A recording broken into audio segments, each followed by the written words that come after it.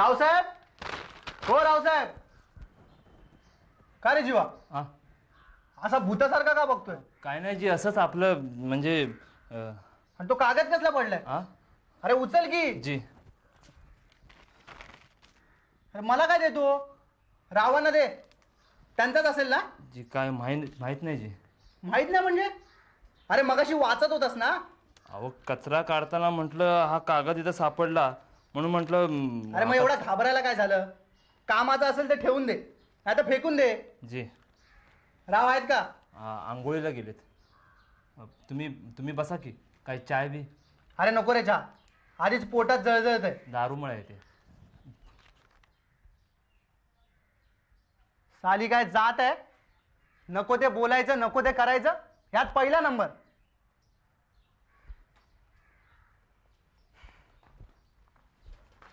अरे हरे शेठ, बसा बसा बसा. सकाळी सकाळी कसं काय येणं केलं तुम्ही? राव तुम्ही कोर्टात जाणार होतात म्हणून. नाही तुम्ही कोर्टात जाणार होतात. अरे जीवाला मी चहा नको म्हणून सांगितलं तरी घेऊन आला. तो चहा माझ्यासाठी आणलाय, तुमच्यासाठी नाही. काही हरकत आहे का तुमची? नाही म्हणजे हरकत नसली तर पाठवतो बाबा, परत घेऊन जा रे. काय राव मस्करी करताय माझी? बोला हरे शेठ, काय काम काढलं सकाळी सकाळी? बोला. राव तुम्ही कोर्टात जाणार आहात ना? कोर्टात जाणार आहे, पण तिकडे तुमचं काय काम नाही? नाही काम असं नाही, तो कोर्टातला खंडागळे वकील आहे ना, हा, त्याला जरा माझा एक निरोप द्यायचा होता. खंडागळे वकिलाला तुमचा निरोप द्यायचा होता? हो. मग मी देऊ म्हणताय? नाही म्हणजे द्याल का असं विचारायला आलेलो. द्याल का? दिला निरोप दिला. बोला काय निरोप काय आहे? त्याला म्हणा की आमचं पानमळ्याचं क्षेत्र मोजायला तो मोजणी अधिकारी पाठवणार होता, तर त्याला पुढच्या बुधवारी पाठवलं तर बरं होईल, म्हणजे मी स्वतः तिथे जाईन. अहो त्याचं काय आहे, खंडागळ्याचा फोन मेल आहे, नाही तर मी स्वतःच फोन करून त्याला सांगितलं असतं. दिला देतो निरोप तुमचा मी. बरं येऊ मी? निघताय? निघा. हरा शेठ एक चौकशी करायची होती. हो हुकूम करा राव. ती आपली शेती विकास मंडळाची बाई हो, अक्षता जोशी. अहो काय राव, अजून ती बाई तुमच्या डोक्यात घुळतीये?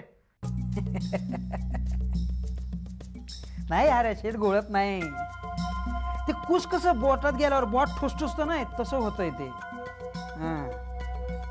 ते कुस काय बी करत नाही हो, पण ते जोवर आपल्या बोटात असतंय ना तोवर काय सुचत बी नाही बघा.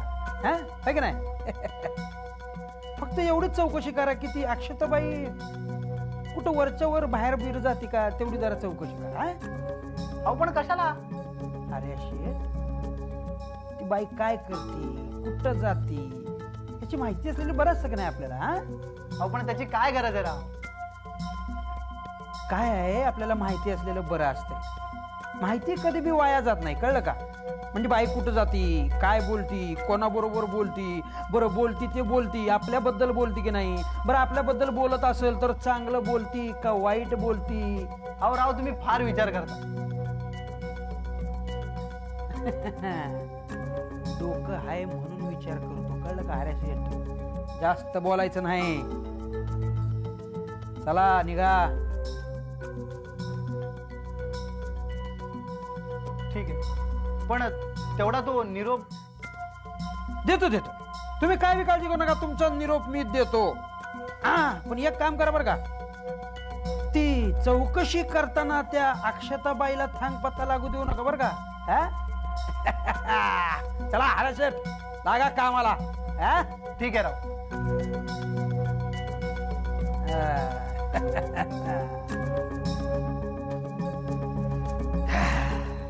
अहो गेले 4 दिवस मी हेच ऐकते. नाही हे बघा, जास्तीत जास्त उद्यापर्यंत हे काम व्हायलाच हवं.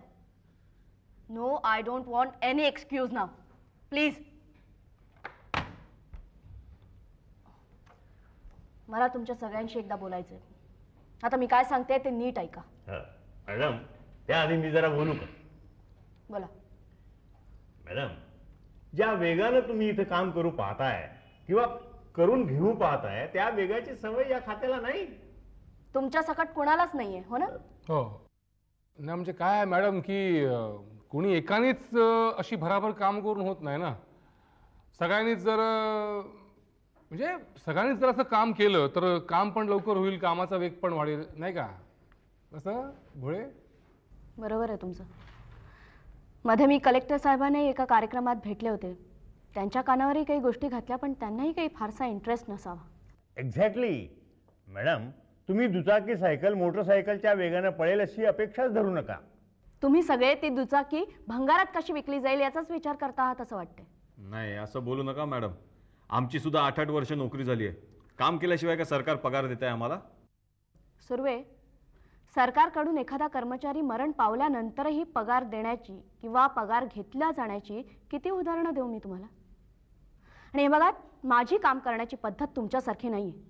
मला मिळणाऱ्या पगारात चांगल्यात चांगलं काम करण्याचा मी प्रयत्न करते.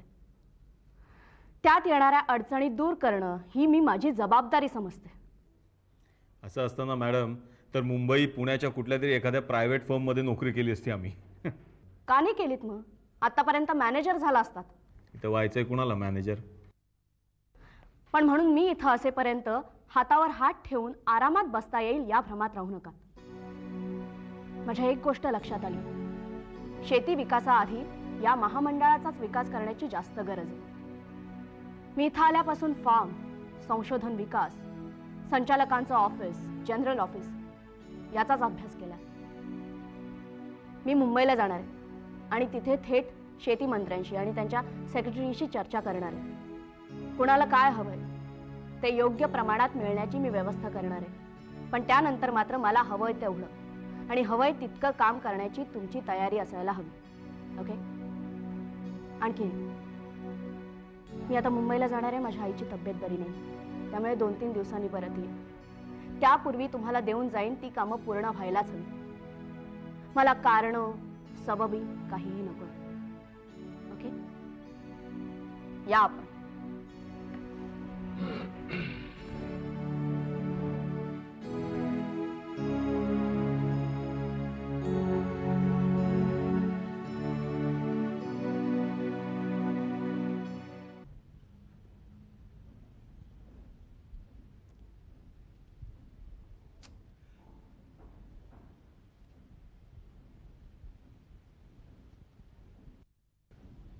अजून आये आलमा. काय हसतेस काय? हा, काय घरी बिरी जायचं नाही वाटतं? 7:30 वाजून गेले. निघतेय. निघते. कारण नसताना उशिरापर्यंत थांबायचं नाही, सांगितलंय मी तुला.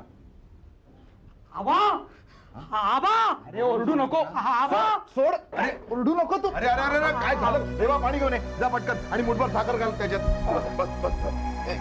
अरे केवढं रक्त वाहत रे. हा, काय झालं? काय हा भूषण? अरे काय झालं? ए काय झालं? ऍक्सिडेंट? हा, मारामारी? हा, ए बाबने आता तोंड उघडण्याचं कानपाट फोडीन. आबा त्याच्यावर ओरडू नकोस रे, त्याची काही चूक नाही, त्याच्यामुळे काही झालेलं नाही. देवा. अरे जर असं वरती असं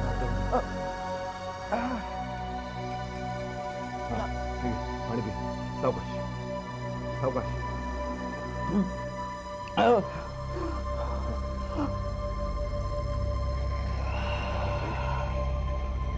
काय झालं? बोलतोय कुठे तो? हा बोलत नाहीये, बबनला बोलू देत नाहीये. अरे काय झालंय, कोणी सांगणार आहे का मला? अरे आबा, मी आणि बबन पार्टी ऑफिस मधून निघालो. वाटेत एक काम आठवलं म्हणून थांबलो. परत गाडीत बसत होतो तेवढ्यात कोणतरी साल्याने वारच वार केला. पण का? कोणी केला? त्या राम शरणच्या कुत्र्यांनी. बबन गप्पा.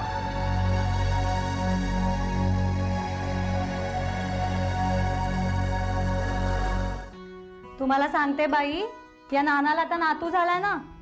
4-5 दिवस येतच नाही बघा तो. सोडणारच नाही त्याला. त्याची सून लई चांगली आहे. हो, पाहिलेत तुम्ही तिला?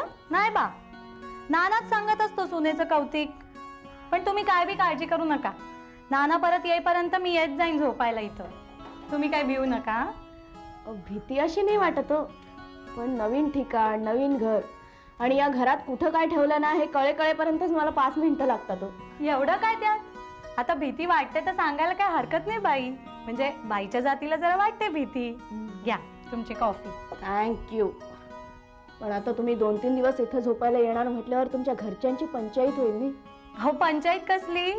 माझा नवरा लई समजूतदार आहे. पोरं बी काय आता लहान नाही, ती थोरली 7वीत आहे आणि धाकला 4थीत शिकतो. आई बाबा कामावर गेले ना की दोघांची काय बी तक्रार नसते. इथं सकाळी तुमचा चहा नाश्ता झाला ना की मी घरी जाऊन येत जाईन. हा, नवरा काय करतो तुमचा? नोकरी? पोस्टात आहे. तशी नोकरी बरी आहे, म्हणजे ठरल्या वेळी जा ठरल्या वेळी या. पगार काय खूप नाही, पण डोसक्याला कटकट बी नाही. घराभोवती 4 गुंठे जमीन आहे, त्यात केळी, भाजीपाला, 10 नारळ, काय काय काय काय लावलंय. तसं मजेत चाललंय आमचं. फक्त काय काय सांगू बाई, आमचं घर आहे हम रस्त्यावर, मागल्या बाजूला जमीन आहे. रेल्वे झाल्यापासून भाव लई वाढायला लागले.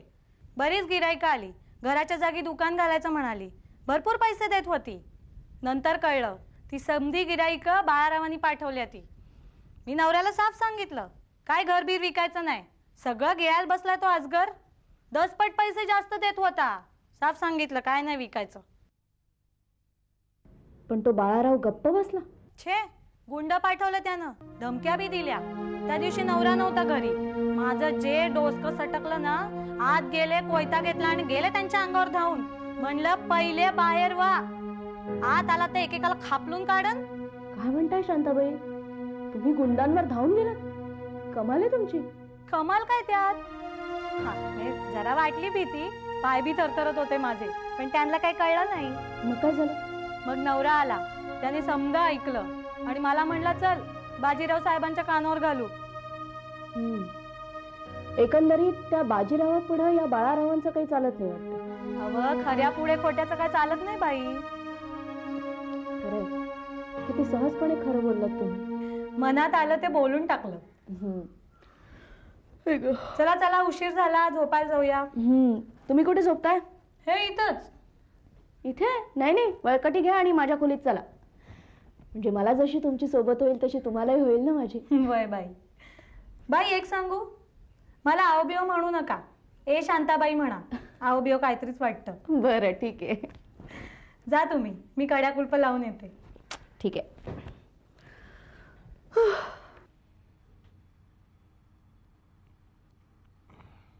अरे आबा हळू चप. नाही तर काय, तुला काय झालं रे दात विचकायला? नाही रेवाताई असल्या ना हसू आलं. तू कशाला त्याच्यावर ओरडतोयस? आम्ही तुला सांगितलं होतं पॉलिटिक्स मध्ये जा म्हणून. हा, आम्ही तुला सांगितलं होतं राम शरणशी नाडा. आम्ही तुला सांगितलं होतं त्याची सभा उधळ म्हणून. काय म्हणत होता तुम्ही? आम्ही सॉलिड प्लॅन आखलाय. हा बघा, राम शरणनी तुमच्या हातावर 6 इंची सॉलिड प्लॅन कोरलाय. ऐक अरे आबा, अरे जरा नाजूकपणे कर ना. नाजूकपणे? अरे त्या डॉक्टरनी कचा 4 इंजेक्शन ठोकली तेव्हा त्या डॉक्टरला नाही बोलला जरा नाजूकपणे ठोका ना इंजेक्शन. अरे आबा पण दुखतंय रे, असं काय करतो? अरे दुखणारच, नाही तर काय गुदगुल्या होणार आहेत का? ऐक तू सोड रे आबा, काय दुखवतोय ते. राहिलं मग आता कोण बांधणार? हो साहेब मी हा बस राहू दे. आबा बरा असा तू आहेस, तू बाहेर उभं राहत ना. रेवा बांधून दे जरा मला बँडेज.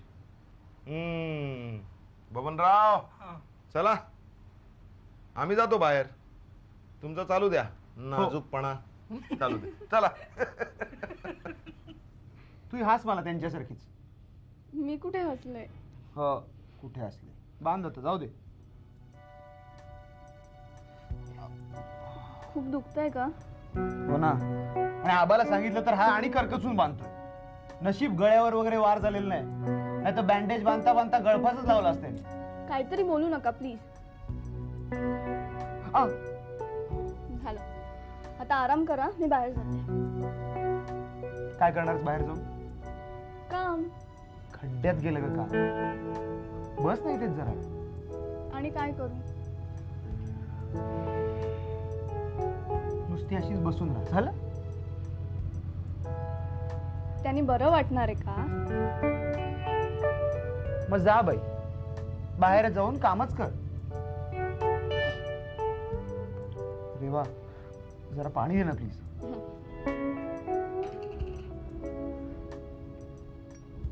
थँक्यू.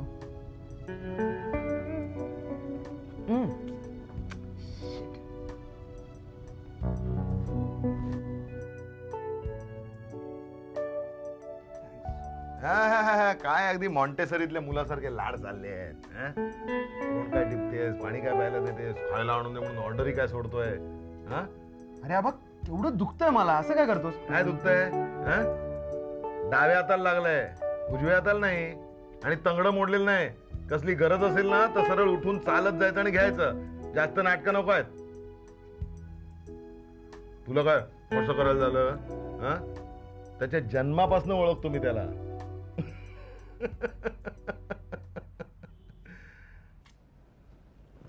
अरे नसलेल्या चुकीची एवढी मोठी शिक्षा, म्हणजे हात नाही एखादी चूक झाली असती तर या लोकांनी फासावरच चढवलं असतं राव आपल्याला. हो रे, ह्यो म्हणजे घाऊकच आणण्याव असा, म्हणजे 5 रुपयात 25 किलो आणण्याव.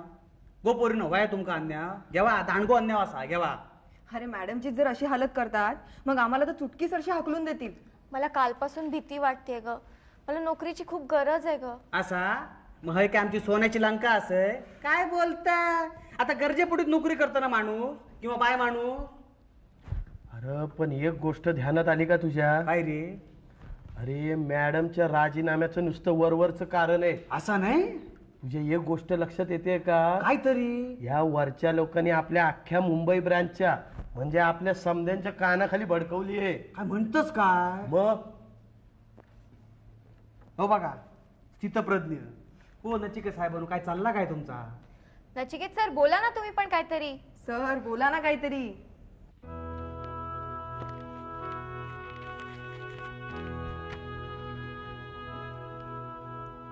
कशाला?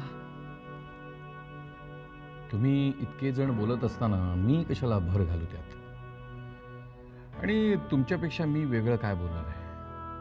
अहो असं अंग काढून घेतल्यागत बोलू नका नचिकेत साहेब. अहो मॅडम जात्यात भरडल्या जात आहेत आणि आपण सुपात आहोत, एवढंच काय तो आपल्यात फरक आहे. मी सुद्धा तोच विचार करतोय. यावर उपाय काय? मग तो विचार जरा मोठ्याने तरी करा सर, म्हणजे आम्हालाही ऐकू येईल. जोक करतात.